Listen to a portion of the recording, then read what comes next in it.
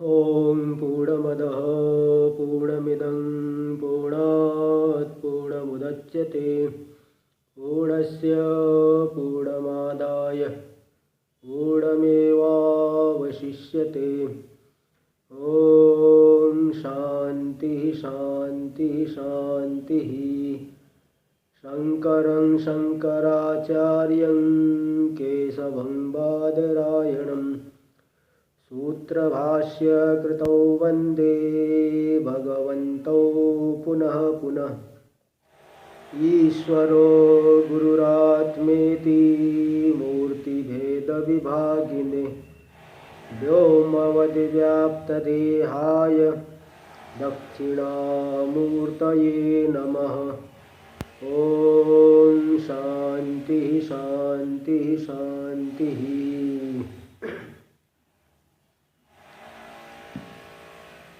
सृष्टौ या सर्गरूपा जगदवनविधौ पालनीया च रौद्री संहारे चापि यस्या जगदिदमखिलं क्रीडनं या पराख्या पश्यन्ति मध्यमाथो तदनु भगवती वैखरी वर्णरूपा सास्मद्वाचं प्रसन्ना विधिहरिगिरीशा राधितालङ्करोतु।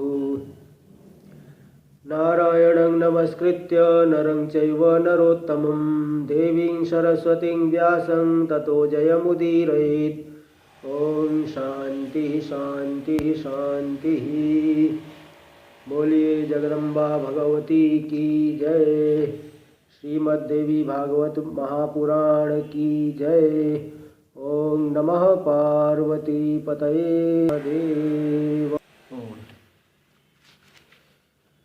श्रीमद्देवी भागवत महापुराण के प्रथम स्कंद की कथा हम लोग श्रवण कर चुके हैं।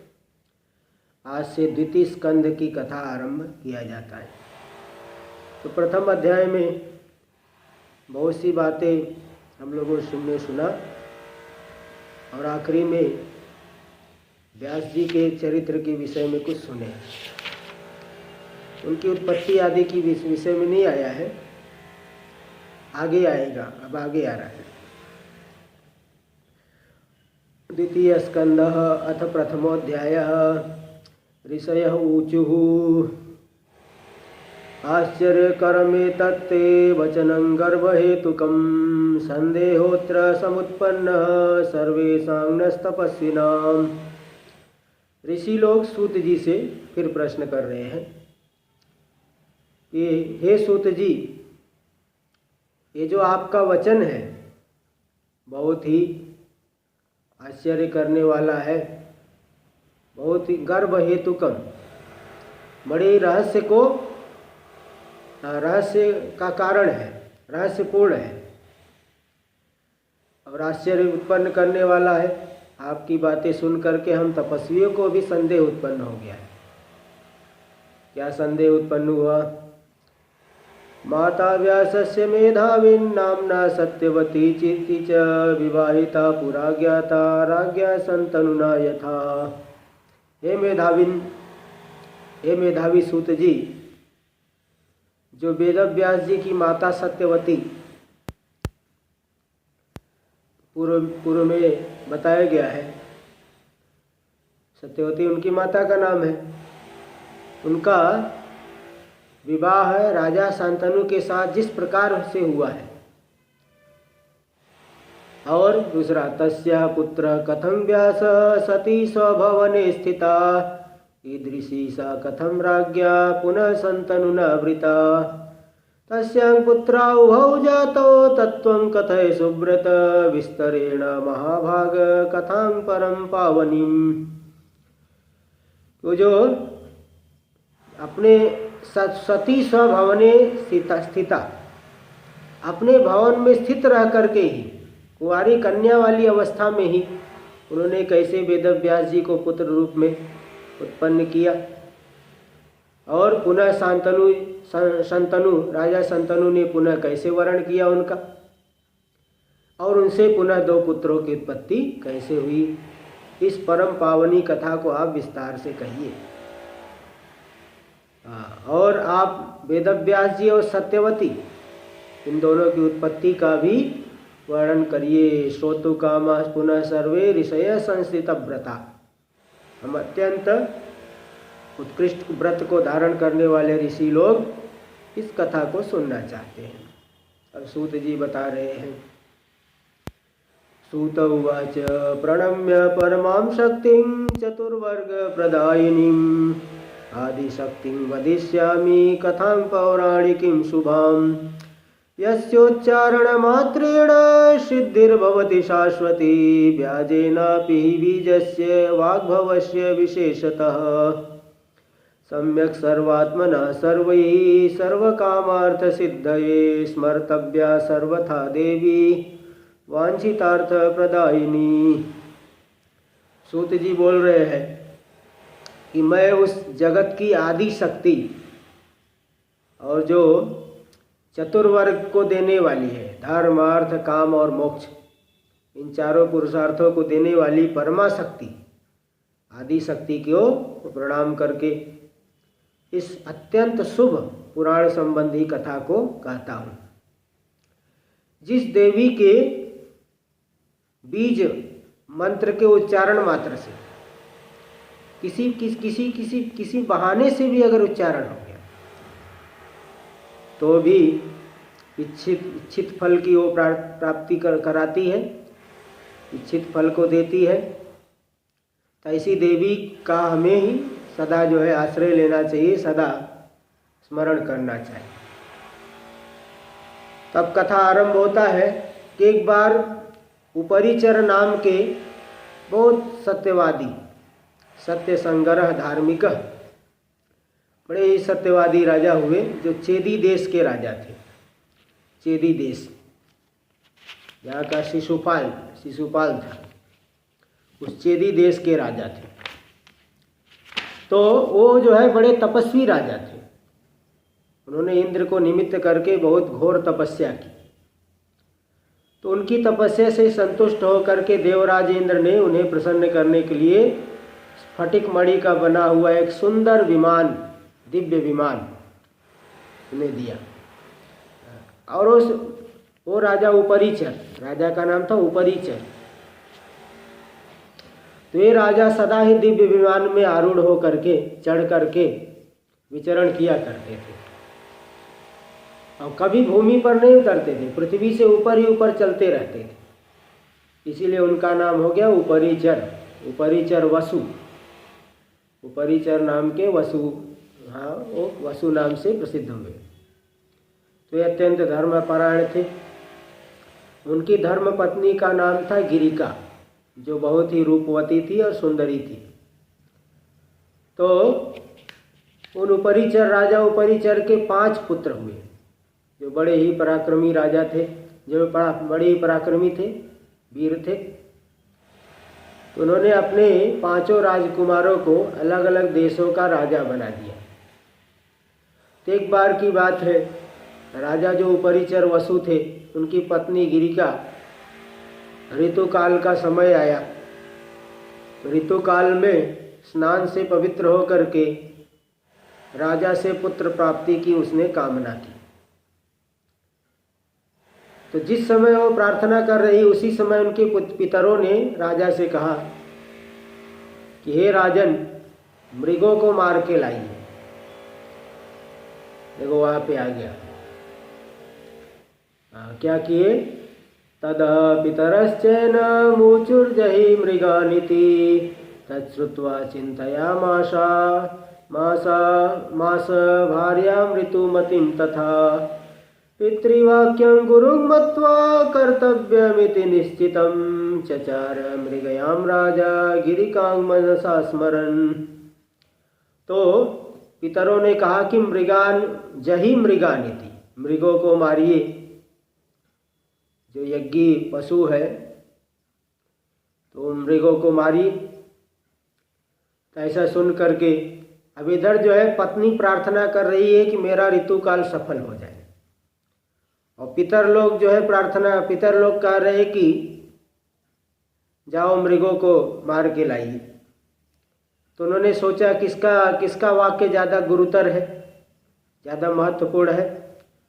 तो उन्होंने यही निर्णय किया कि पितरों का वाक्य ज़्यादा गुरुतर है, ज़्यादा महत्वपूर्ण है। इसलिए राजा तुरंत शिकार खेलने के लिए, आखेट करने के लिए चले गए।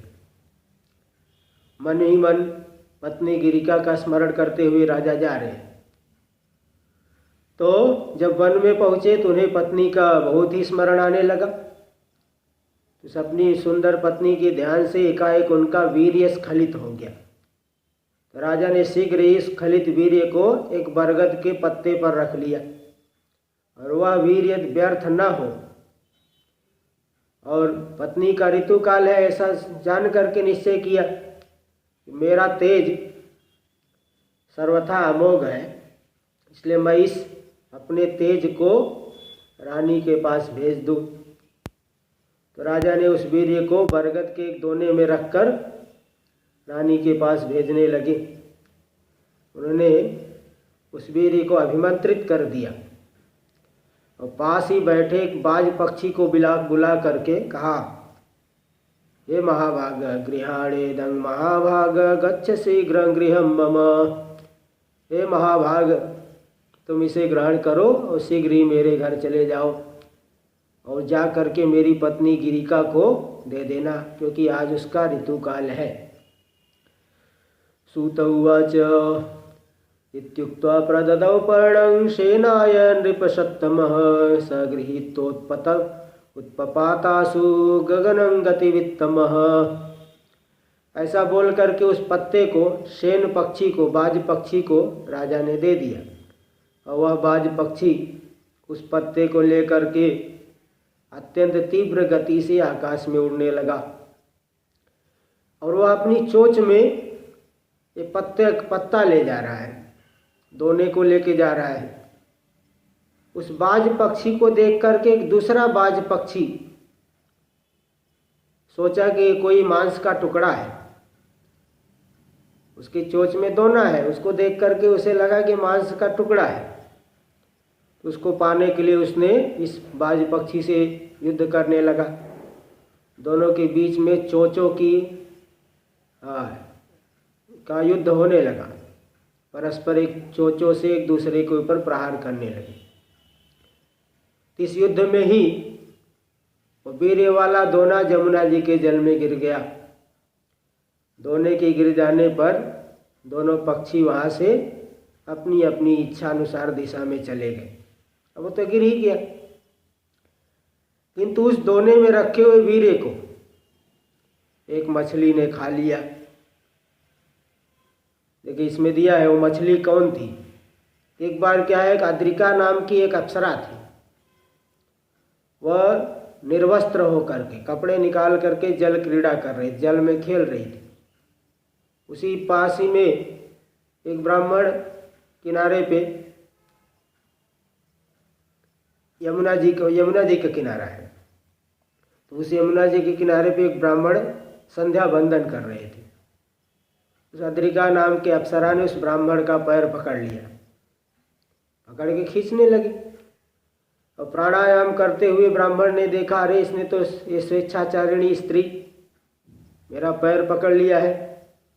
उन्होंने उसे शाप दे दिया, तुमने मेरे ध्यान में विघ्न डाला है, इसलिए जाओ तुम मछली बन जाओ। ऐसा उन्होंने शाप दे दिया। तो इस तरह से शाप पा करके, ब्राह्मण देवता से शाप पा करके अद्रिका नाम की अप्सरा मछली बनकर यमुना के जल में विचरने लगी। इधर बाज के पादाघात से, बाज के मुंह से छूटा हुआ जो वीर्य का दोना जब गिरा तो उस अद्रिका नाम की मछली ने ही उसे शीघ्रता पूर्वक निगल लिया वीर्य को। और 10 महीने बीतने के बाद एक मछुआरे ने उस सुंदर मछली को अपने जाल में फंसा लिया। उस मछुआरे ने शीघ्र ही उस मछली का पेट चीर दिया। उसके पेट से मनुष्य के आकार वाली जुड़वा संतति निकली, कन्या और बालक। एक पुत्र और पुत्री, वो कन्या और बालक, ये जो है दोनों निकले, बालक बालिका। तो दोनों ही रूपवान, बालक भी बहुत रूपवान था, कन्या भी बड़ी सुंदर मुख वाली थी। इस घटना को देख करके मछुआरा बड़ा विस्मित हुआ, बड़ा आश्चर्यचकित हुआ। तो उस मछली के पेट से निकले हुए दोनों बच्चों को ले जा करके राजा उपरिचर के पास सौंप दिया। राजा उपरिचर का शासन है वहाँ पे, उनके पास ले जाके सौंप दिया। राजा को भी बड़ा आश्चर्य हुआ। उन्होंने पुत्र और पुत्री दोनों को ले लिया। हाँ, सुंदर पुत्र को ले लिया है कि सुंदर पुत्र को लिया। राजा विस्मयाविष्ट सुतम जग्राह तम शुभम। राजा जो है विस्मय से आविष्ट हो करके तो दे दिया, ऊपर दोनों को ही दे दिया।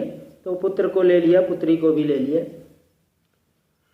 तो वही वसुपुत्र जो कि मछली के पेट से निकला था, उसका नाम मत्स्य हुआ। वही जाकर के आगे मत्स्य नाम का राजा हुआ, जो अपने पिता के समान ही धर्मात्मा, सत्य प्रतिज्ञा वाला, धार्मिक और तेजस्वी था। और उस उपरिचर ने जो वसु से वह कन्या मिली है, पुत्र का तो बता दिए कि मत्स्य नाम का राजा हुआ, और कन्या जो मिली वही उसी का नाम हो गया काली और मत्स्योदरी। हाँ, नामना काली थी विख्याता तथा मत्स्योदरी थी च। काली और मत्स्योदरी नाम से विख्यात हुई, और मछली के जैसा गंध उसके शरीर से आता था, इसलिए उसका नाम पड़ गया मत्स्यगंधा। मत्स्यगंधा उसी का नाम पड़ गया, क्योंकि मछली की तरह से उसका जो है शरीर से सुगंध आती थी। तो इस तरह से वह कन्या जो है, अच्छा हाँ, याद ये है कि उस कन्या को राजा ने उस मछुआरे को ही दे दिया। हाँ, ऐसा लिखा है, कन्या को नहीं लिए, पुत्र को तो ले लिए, कन्या को मछुआरे को ही दे दी। तो मछुआरे के घर में ही वह कन्या धीरे धीरे बढ़ने लगी। हाँ, तब देखी ऋषया ऊचु अद्रिका मुनिना शक्ता मत्सी जाता वराप्सरा विदारिता च दासेन मृता च भक्षिता पुनः किं बभूव पुनस्तस्या अप्सराया वदस्व तत् सा पश्यांतं कथं सूत कथं स्वर्गमवापसा। तो सूत जी को बोल रहे ऋषि लोग, हे सूत जी, मुनि के द्वारा जब वह श्रेष्ठ अद्रिका नाम की अप्सरा मछली बन गई और मछुआरे ने उसे चीर डाला, मर गई, उसे खा भी लिया, तो उस अप्सरा का क्या हुआ, उसके शाप की समाप्ति कैसे हुई और पुनः स्वर्ग कैसे मिला, ये बताइए। सूत उवाच, सूत जी बता रहे हैं कि सप्ता यदा सा मुनिना विस्मिता संबभूव स्तुतिं चकार विप्रस्य दीने व रुदति तथा। जब उस ब्राह्मण मुनि ने उसे शाप दिया था, तो जब वो पैर पकड़ लिया तो उसने शाप दे दिया ब्राह्मण देवता ने, तो वो बड़ी विस्मित हो गई और दीनता पूर्वक रोने लगी, ब्राह्मण की स्तुति करने लगी। तो उस दयालु ब्राह्मण ने उस रोती हुई जो अद्रिका अप्सरा है, रोती उससे कहा कि देखो, तुम शोक मत करो, हे कल्याणी, तुम शोक मत करो, तुम्हारे शाप के अंत का उपाय मैं बताता हूँ। मेरे क्रोध से दिए गए शाप से तुम मत्स्य योनि में तो जाओगी, किंतु तुम्हारे उदर से जब एक जोड़ी संतति, पुत्र और पुत्री दोनों हो जाएंगे, तब तुम जो है उस शाप से मुक्त हो जाओगी।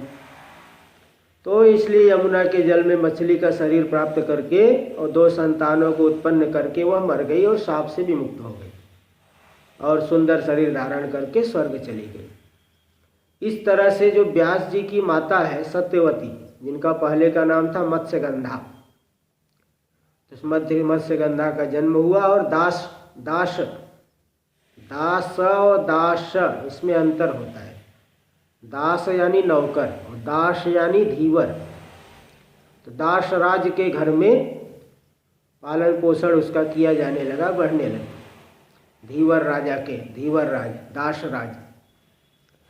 तो जब वह मत्स्यगंधा किशोरावस्था को प्राप्त हुई तो उसका सौंदर्य बहुत बढ़ गया, बहुत सुंदरी हो गई।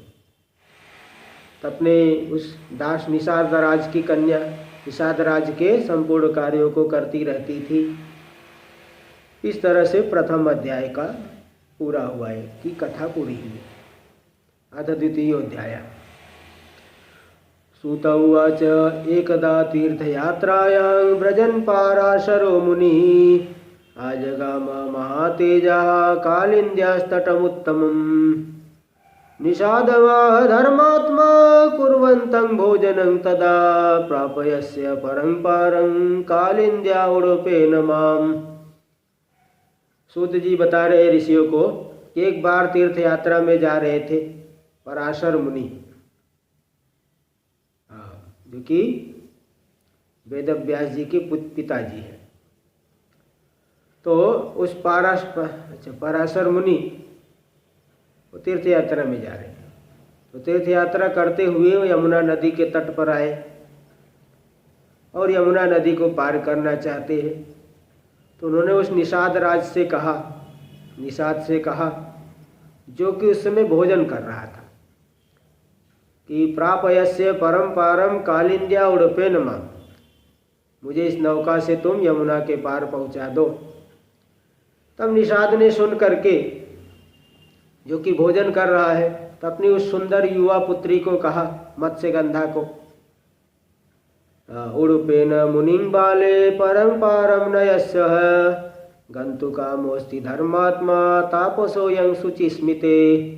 हे शुचित स्मिते, सुंदर मुस्कान वाली है मेरी पुत्री, तुम नौका के द्वारा उस मुनि को उस पार पहुंचा दो, क्योंकि यह मुनि उस पार जाना चाहते हैं। तो इस तरह से पिता के द्वारा कहे जाने पर मत्स्यगंधा उडुप में नौका में मुनि को बैठा करके उस पार ले जाने लगी। किंतु देखिए दैव की लीला, उसी समय पराशर मुनि उसके रूप को देख करके कामासक्त हो गए। इतने बड़े मुनि हैं, तो भी देखिए प्रारब्ध कैसा है, दैव की क्या लीला है कि उस कन्या पे ही कामासक्त हो गए। उस युवावस्था से युक्त उस कन्या को प्राप्त करने की इच्छा से अपनी दाहिनी भुजा से उसके दाहिनी भुजा को स्पर्श किया। दक्षिणेन करेण नाम अस्पृशत दक्षिणे करे, दाहिनी भुजा से उसकी दाहिनी भुजा को स्पर्श किया।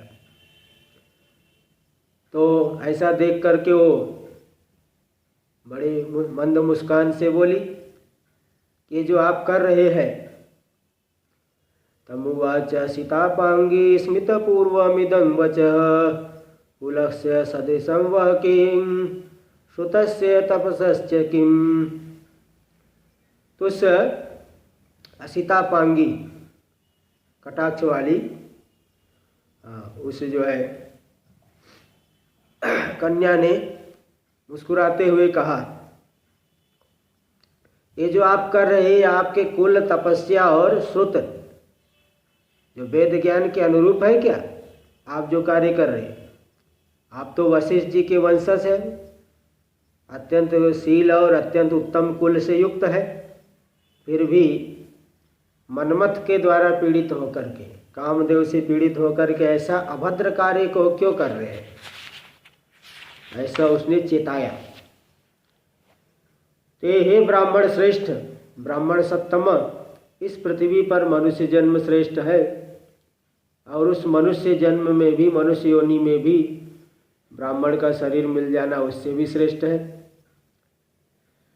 कुलेन शीलेन तथा श्रुतेन द्विजोत्तमस्त्वं किल धर्मविच्च अनार्य भावं कथमागतोषि विप्रेंद मां वीक्ष्य च मीनगंधाम।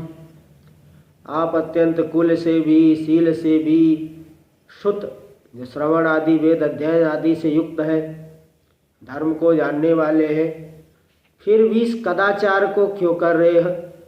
दुराचार को क्यों करने पे तुले हुए हैं? जबकि मेरा शरीर भी मछली के गंध से युक्त है। हाँ, तो किस विशेषता को देख करके मेरे शरीर में आप मेरा हस्त ग्रहण करना चाहते हैं? क्या आपको धर्म का ज्ञान नहीं है क्या, जो आप इसे जल में मुझे पकड़ने को आतुर हो रहे हो? इस समय आपको रोकने में कोई समर्थ नहीं है। न कोपी है सकता प्रतीपम ही कर तुम, आपका विरोध करने में कोई समर्थ नहीं है। तो इस तरह से उन्हें बोली और फिर कहा आप थोड़ा अभी धैर्य धारण कर। इति संचित्य सा बाला तमुवाच महामुनिम धैर्यं कुरु महाभाग परं पारम नयामि वही।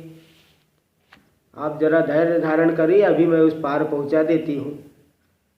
इस तरह से उसने कहा, थोड़ा कुछ उन्हें अपने आदर्शों का भी ध्यान दिलाया और धैर्य धारण करने के लिए कहा। इस तरह से मुनि पराशर ने उसके हितकारी वचन को सुन करके उसका हाथ छोड़ करके वही स्थित हो गए और उस पार पहुंच गए। और उस पार पहुंचने के अनंतर पराशर मुनि ने मत्स्यगंधा को पुनः पकड़ लिया। तब वह भय से कांपने लग गए कि मैं दुर्गंध वाली हूं तो भी मुझसे आपको घृणा नहीं हो रही है। भाई, संबंध तो समान रूप वालों में होता है। दुर्गंधा मुनिश्रेष्ठ कथम त्वं नोपसंकषे समान रूपयो काम संयोगस्तु सुखावह। मैं अत्यंत दुर्गंध वाली युक्त हूँ, फिर भी आपको घृणा क्यों नहीं हो रही है? इच्छानुसार जो संयोग होता है वो तो समान रूप वालों में होता है, तभी सुख देता है। इस तरह से जब ऐसा मत्स्यगंधा ने मुनि के ऊपर आक्षेप किया तो मुनि भी देखिए दैव से प्रेरित होकर के तुरंत अपने तपस्या के बल से उस कन्या को सुंदर मुख वाला बना दिए, रूपवती बना दिए। और योजन गंधा, यहाँ लिख दिए कृता योजन गंधा तो स्वरूपा च वरानना। 1 योजन पर्यंत उसका सुगंध फैल गया, सुगंधित शरीर वाले बना दिए। 1 योजन तो मतलब 1 योजन में कुछ 12 किलोमीटर होता है। तो उतनी दूर तक मतलब जितना भी होता हो, अलग अलग मत हो सकता है, तो उतनी दूर तक सुगंध वाला शरीर हो गया इसका। इतनी दूर तक सुगंध शरीर से जा रहा है। और कस्तूरी जैसी सुगंध, जैसे हिरण के शरीर में कस्तूरी का सुगंध आता है, उसी तरह से। तब उस सुगंधी वाली मनोहर स्त्री बना करके पुनः मुनि ने उसके दाहिने हाथ को पकड़ लिया। तब वो सत्यवती नाम वाली उस कन्या ने, उसका नाम सत्यवती भी था, हे मुने, तट पर स्थित मेरे पिता और अन्य लोग यहाँ देख रहे हैं, आपको लज्जा नहीं आ रही क्या? ये जो पशु कर्म मेरे साथ करना चाहते हैं, इसलिए जब तक रात्रि न हो जाए तब तक आप प्रतीक्षा करिए। देखिए यहाँ इस बात का आया, रात्रौ व्यवाय उद्दिष्टो दिवान मनुजस्य ही दिवा संगे महान दोष पश्यन्ति किल मानवाः कामं यच्छ महाबुद्धे लोक निंदा दुरा सदा तच्छ्रुत्वा वचनं तस्या युक्त मुक्ता उदारधि। मनुष्य के लिए जो काम संसर्ग होता है, इच्छाओं से स्त्री संबंध बनाता है, वो रात में ही कहा गया है, दिन में नहीं। दिन में संबंध बनाने से महान दोष होता है और उस दोष को बहुत से लोगों ने अनुभव किया है, देखा है। इसलिए आपकी जैसी इच्छा हो उसे करिए, क्योंकि इस लोक में निंदा हो, व्यक्ति निंदा करने वाला कर्म करे तो निंदा सुन के बड़ा कष्ट होता है। तो सत्यवती की कही गई बात को युक्ति संगत जान करके पराशर मुनि ने तुरंत उसी क्षण अपने तपस्या के बल से, पुण्य के बल से चारों तरफ कोहरा उत्पन्न कर दिया। तो कोहरे के उत्पन्न हो जाने पर नदी का तट अंधकारमय हो गया, कोई देख ही नहीं पा रहा है किसी को। तब पराशर मुनि उससे उस स्त्री ने कहा, पुनः जो है याद दिला दे रहे, देखिए हे द्विज श्रेष्ठ, हे ब्राह्मण श्रेष्ठ, मैं तो कन्या हूँ, आप मेरे साथ संसर्ग करके चले जाएंगे, मेरी क्या गति होगी? मैं गर्भ धारण कर लूँगी तो पिता को क्या उत्तर दोगी, क्या उत्तर दूंगी? तो उसके बाद मैं क्या करूँगी बताइए। तो अब देखिए पराशर उवाच कांतेद्य मत्प्रियं कृत्वा कन्यैव त्वं भविष्यसि वृणीष्व च वरं भीरूयं त्वमिच्छसि मामिनी। तो पराशर ऋषि बोले, हे कांते, हे प्रिय, तुम मेरे इस प्रिय कर्म को करके, मेरे साथ संबंध करके भी कन्या ही बनी रहोगी। तुम्हें जो वर चाहिए मुझसे मांग लो। सत्यवत्युवाच यथा मे पितरौ लोके न जानीतो हि मानद कन्याव्रतं न मे हन्या तथा कुरु द्विजोत्तम। जिस तरह से मेरे माता पिता इस बात को न जान पाए, आप ऐसा वरदान दीजिए, और साथ ही मेरा कन्या व्रत नष्ट न हो, और जो पुत्र आपसे उत्पन्न होगा आपके समान ही ओजस्वी हो, वीर्य वाला हो, अद्भुत वीर्य वाला हो, और आपके द्वारा प्रदत्त जो सुगंध मेरे शरीर में हमेशा बनी रहे, और मेरा शरीर हमेशा युवती का ही बना रहे, युवावस्था ही बनका ही रहे। इस तरह से मत्स्यगंधा ने ये वर मांगा। तो पराशर ऋषि बोले कि हे सुंदरी, तुम्हारा जो पुत्र है अत्यंत पवित्र होगा और भगवान विष्णु के अंश से अवतीर्ण होगा, वह तीनों लोकों में विख्यात होगा। मैं किसी कारण विशेष से तुम्हारे ऊपर आसक्त हुआ हूँ। मेरे सामने तो बड़ी बड़ी अप्सराएं भी आई हैं, तो भी मैंने सदा धैर्य ही धारण किया है, किंतु दैव योग से काम के वशीभूत हुआ है, इसलिए इसके पीछे तुम कोई विशेष कारण ही समझो। देखिए श्लोक आया है, दैव योगेन वीक्ष्य त्वां कामस्य वशगो भवम तत्किंचित कारणं विद्धि दैवं ही दुरतिक्रमम। देखो ये बात है, दैवं ही दुरतिक्रमम। दैव जो प्रारब्ध है ना, उसका अतिक्रमण कोई कर नहीं सकता, उसका अतिक्रमण करना बहुत कठिन है। दुरतिक्रमम बहुत कठिन है। तो कोई विशेष एक बात है, भगवान की इच्छा है, ऐसा कोई प्रारब्ध है जो कि मैं तुम्हारे ऊपर आसक्त हुआ, जबकि तुम्हारा शरीर भी अत्यंत दुर्गंध से युक्त था।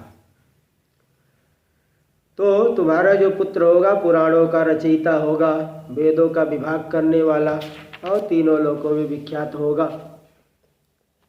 और ये भी बता दिए कि उसकी सौंदर्य है वो सदा बनी रहेगी, सदा युवती बनी रहेगी।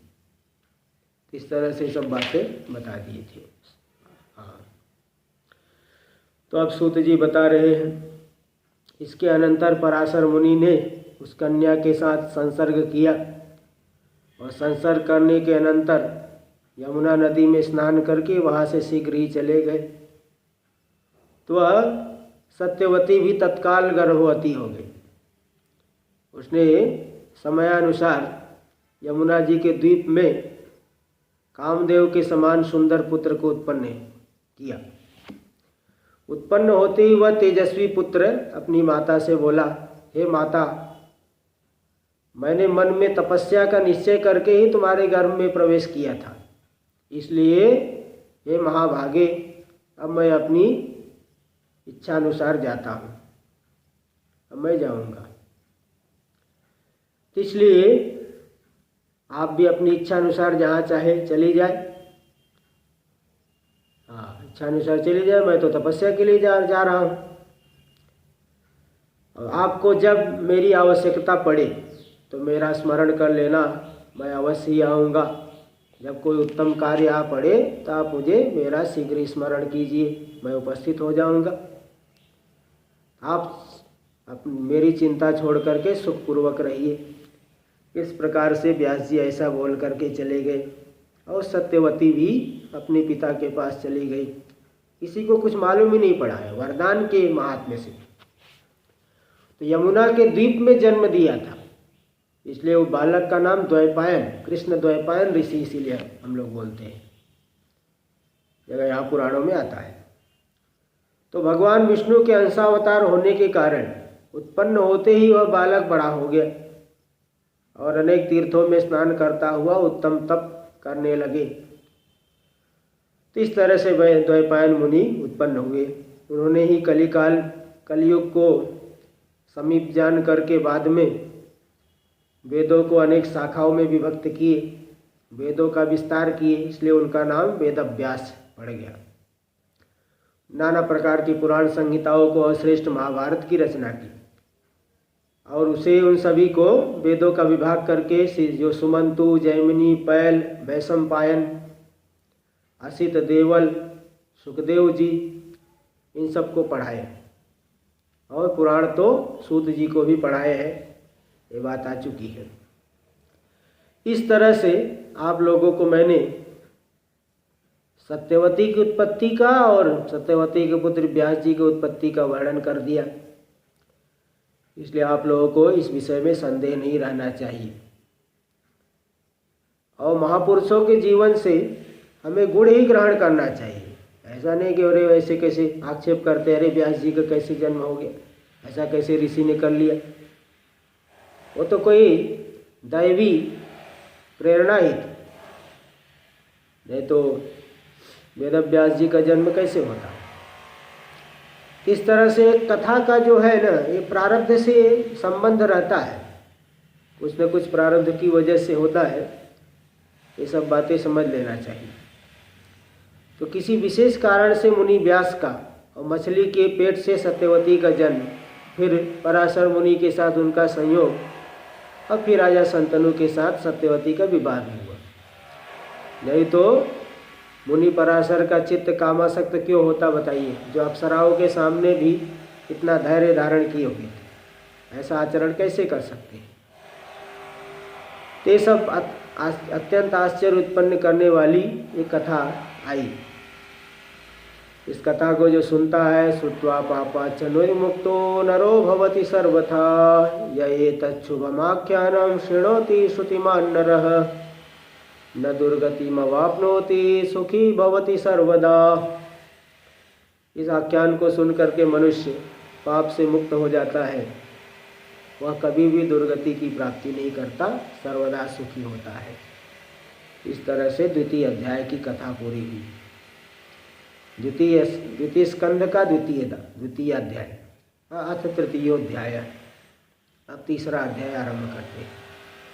ऋषय ऊचुः उत्पत्तिस्तु त्वया प्रोक्ता व्यासस्यामित तेजसः, सत्यवत्यास्तथा सूत विस्तरेण त्वया नघ, तथाप्येकस्तु सन्देहश्चित्तेऽस्माकं तु संस्थितः, न निवर्तति धर्मज्ञ कथितेन त्वया नघ। तो हे निष्पाप सूत जी, यद्यपि आपने परम तेजस्वी व्यास जी की उत्पत्ति की कथा बताई, सत्यवती माता की उत्पत्ति की कथा भी विस्तार से बताई, तथा फिर भी हमारे चित्त में एक ऐसा संदेह है जो कि बना हुआ है, वो हट ही नहीं रहा है। क्या है संदेह? कि जो व्यास जी की माता थी वह सत्यवती, वो राजा शंतनु को कैसे प्राप्त हुई? बताओ, कुल और आचरण से हीन निषाद कन्या का विवाह धर्मात्मा राजा ने के साथ कैसे हो गया? और राजा शंतनु की पहली पत्नी कौन थी? वसु के अंश से मेधावी भीष्म कैसे उत्पन्न, उनके पुत्र हुए? भीष्म जी उनके पुत्र कैसे, शंतनु के पुत्र कैसे हुए? और आपने पहले बताया था कि सत्यवती के वीर पुत्र चित्रांगद को भीष्म जी ने राजा बनाया और उनके मारे जाने पर छोटे पुत्र विचित्र वीर्य को उन्होंने राजा बनाया। यानी छोटे भाई, जो कि सत्यवती के सबसे छोटे पुत्र है, उनको राजा बनाया। तो भीष्म जब है, उनके रहते रहते विचित्रवीर्य ने कैसे राज्य किया, भीष्म ने उन्हें कैसे राज्य में स्थापित किया, और विचित्रवीर्य के मरने पर सत्यवती ने अपने दोनों पुत्र वधुओं से 2 पुत्र कैसे उत्पन्न कराए, और ज्येष्ठ पुत्र भीष्म को राजा क्यों नहीं बनाया सत्यवती ने, और भीष्म जी ने विवाह क्यों नहीं किया, और व्यास जी ने इतना अधर्म क्यों किया कि जो अपने छोटे भाइयों की पत्नी में 2 पुत्र उत्पन्न किए, ऐसा अधर्म क्यों किया? क्या यही वेद के द्वारा अनुमोदित शिष्टाचार है? इतना धर्मज्ञ होते हुए भी उन्होंने ऐसा कर्म क्यों किया? तो आप व्यास जी के शिष्य हैं, इसलिए आप इन सभी शंकाओं का समाधान करने में समर्थ है, इसका समाधान करिए। तब सूत जी शंकाओं का समाधान करने के लिए, देखिए कई शंकाएं बोल दिए, इन सभी शंकाओं का समाधान करने के लिए सूत जी यहाँ पे बता रहे हैं। सूत उवाच इक्ष्वाकुवंश प्रभो महाभिष इति स्मृतः सत्यवान् धर्मशीलश्च चक्रवर्ती नृपोत्तमः अश्वमेध सहस्रेण वाजपेय शतेन च तोषयामास देवेन्द्रं स्वर्गं प्राप महामतिः। सूत जी बोले, इक्ष्वाकु कुल में एक महाभिष नाम के राजा हुए हैं, जो सत्यवादी है, धार्मिक है, चक्रवर्ती राजा है। ऐसे एक राजा हुए थे। तो उस बुद्धिमान राजा ने हजारों अश्वमेध किया, सैकड़ों वाजपेय यज्ञ किया। इन यज्ञों को करके इंद्र को संतुष्ट किया और स्वर्गलोक की प्राप्ति की। तो एक बार राजा महाभिष ब्रह्मलोक गए, तो वहाँ प्रजापति ब्रह्मा जी की सेवा में सभी देवता लोग आए हुए थे। उस समय देव नदी गंगा जी भी ब्रह्मा जी की सेवा में उपस्थित थी। तो उस समय तीव्रगामी पवन, बड़ी तेज हवा चली। हवा के चलने से गंगा जी का वस्त्र उड़ गया। तो सभी देवता अपना सिर नीचा किए, उन्हें बिना देखे खड़े रहे, किंतु राजा महाभिष निशंक भाव से गंगा के शरीर को देखने लगे। तो गंगा नदी ने भी राजा को प्रेमासक्त जान करके वह भी उन्हें देखने लगी। इस तरह से दोनों को परस्पर एक दूसरे को देखते हुए, एक दूसरे को देखता हुआ देख करके ब्रह्मा जी क्रोधित हो गए और कोपाविष्ट हो करके, क्रोध से युक्त हो करके शीघ्र ही दोनों को शाप दे दिया कि तुम दोनों ने ऐसा उद्दंडतापूर्ण बर्ताव किया है, व्यवहार किया है, इसलिए तुम दोनों का जन्म मनुष्यलोक में हो, और जब तुम लोग बहुत अधिक पुण्य एकत्र कर लोगे तब पुनः स्वर्गलोक में आ जाओगे। तो दोनों को ही शाप दे दिया। इस प्रकार वे दोनों दुखी मन से ब्रह्मा जी के पास से शीघ्र ही चले गए। राजा महाभिष सोचने लगे, इस मृत्यु लोक में कौन ऐसे राजा है जो धर्मपरायण है, जिसको मैं पिता बना लूं। तो ऐसा विचार करके उन्होंने पुरु वंश के एक प्रतीप नाम के राजा, उनको पिता बनाने का निश्चय किया। इसी बीच 8 वसु, एक और घटना घट गई थी। 8 वसु अपनी पत्नियों के साथ विहार करते हुए स्वेच्छा से अत्रि वशिष्ठ महर्षि के आश्रम में पहुंचे। तो उन पृथु आदि वसुओं में देव नाम के एक श्रेष्ठ वसु थे, उनकी पत्नी जो थी साथ में। तो उसने वशिष्ठ मुनि के आश्रम में नंदिनी गौ को देखा। उस गौ को देख करके देव से कहा, अपने पति से पूछा कि सुंदर गाय किसकी है। तो देव ने कहा, हे सुंदरी, ये गाय वशिष्ठ महर्षि की है। इस गाय का दूध जो कोई भी स्त्री या पुरुष पीता है, उसकी आयु 10,000 वर्ष की हो जाती है, और उसका यौवन सर्वदा बना रहता है, ऐसा उन्होंने बताया। उसकी बात सुन करके, राजा की बात सुन करके, उस सुंदरी स्त्री, राजा ने वसु, देव नाम के वसु की बात सुन करके उनकी जो सुंदरी स्त्री ने कहा कि मर्त्य लोक में एक मेरी सखी है जो राजा उसीनर की सुंदरी कन्या है, उसके लिए अत्यंत सौंदर्य और सब प्रकार की कामनाओं को देने वाली इस गाय को इस बछड़े के सहित अपने आश्रम में ले चलिए। जब मेरी सखी इसका दूध पिएगी तब वह वृद्धावस्था से और रोग से रहित होकर के मनुष्यों में अद्वितीय हो जाएगी। तो इस तरह से अपनी पत्नी का वचन सुन करके देव नाम के वसु ने अन्य और 8 वसुओं के साथ, 8 वसु थे, तो उस जितेंद्रीय मुनि का अपमान करते हुए नंदिनी का अपहरण कर लिया। वह ऋषि तो वहाँ नहीं थे। तो उसी समय थोड़े ही समय के बाद में वशिष्ठ मुनि जंगल से फल आदि लेकर के अपने आश्रम में आए तो देखे, अरे नंदिनी गाय कहाँ है, नंदिनी गाय तो दिखाई नहीं पड़ रही। तो उन्होंने अपने ध्यान लगा करके पहले तो गवेषणा की, नंदिनी गाय को इधर उधर वनों और गुफाओं में ढूंढा। जब गाय नहीं मिली तो उस वरुण पुत्र वशिष्ठ मुनि ने ध्यान योग से देखा तो उन्हें यही मालूम पड़ा कि वसुओं ने मेरी गाय का हरण कर लिया है। वसुओं ने मेरी अवमानना करके मेरी गाय चुरा ली। ये बड़े उन्हें ऐसा जान करके उन्हें बड़ा ही क्रोध आया।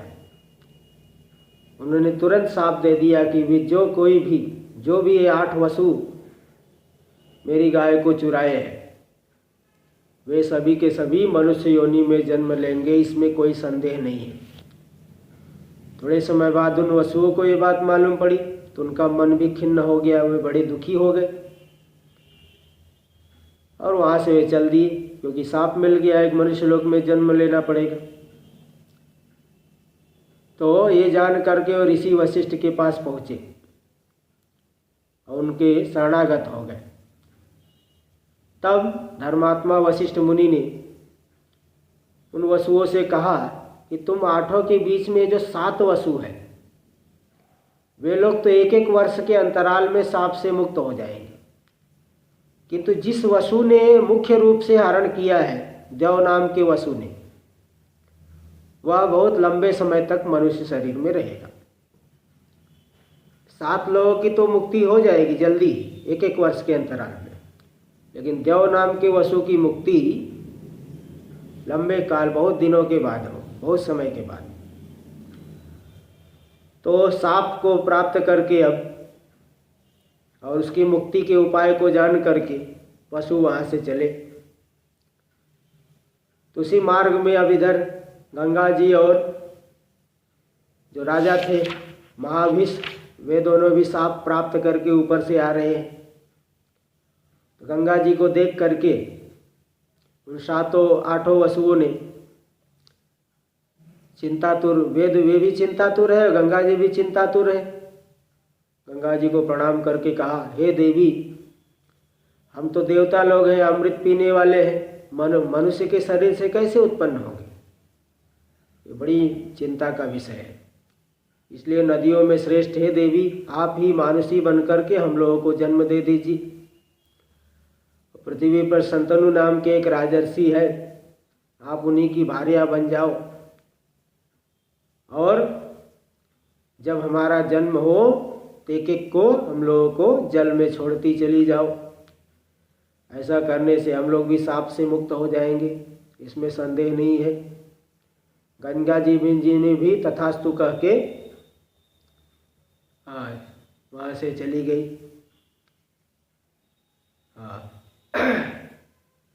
वे सभी लोग चले गए, गंगा जी भी वहाँ से चली गई। तो उसी समय राजा महाभिष ने राजा प्रतीप के पुत्र के रूप में जन्म ग्रहण किया। उन्हीं का नाम संतनु पड़ा, जो अत्यंत सत्य प्रतिज्ञ और धर्मात्मा हुए। इधर महाराजा प्रतीप, जो कि संतनु के पिताजी थे, उन्होंने सूर्य भगवान की आराधना की। उस समय जल में से एक सुंदर परम सुंदर स्त्री निकली, और वह स्त्री आकर के महाराजा प्रतीप के दाहिने जंघे पर बैठ गई।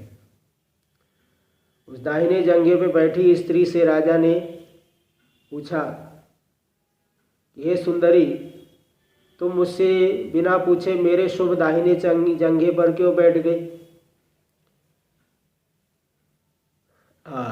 तो उस सुंदरी स्त्री ने कहा, हे राजाओं में श्रेष्ठ, कुरुवंशियों में श्रेष्ठ, मैं जिस कामना से आपके गोदी में बैठी हूँ दाहिनी तरफ, उस कामना वाली मुझे आप स्वीकार करें। तो उस अत्यंत रूप से युक्त रूपवती सुंदरी से राजा ने कहा कि मैं किसी सुंदरी परम स्त्री को काम की इच्छा से नहीं स्वीकार करता। तुम मेरे दाहिने जंघे पे आके बैठी हो। यह दाहिना जंघा तो पुत्रों और पुत्र वधियों का स्थान है, इसलिए मेरे मनोवांछित पुत्र के उत्पन्न होने पर तुम मेरी पुत्रवधू हो जाओ, और तुम्हारे पुण्य से मुझे पुत्र हो जाएगा, इसमें मुझे कोई संशय नहीं है। तो स्त्री ने तथास्तु कह के वहाँ से चली गई। और स्त्री के विषय में सोचते हुए राजा प्रतीप भी अपने घर आए। समय बीतने पर जब संतनु युवा हुए, तब वन जाने की इच्छा और वानप्रस्थ आश्रम को ग्रहण कर रहे राजा प्रतीप, उन्होंने पूर्व की सब घटनाओं को बताया था।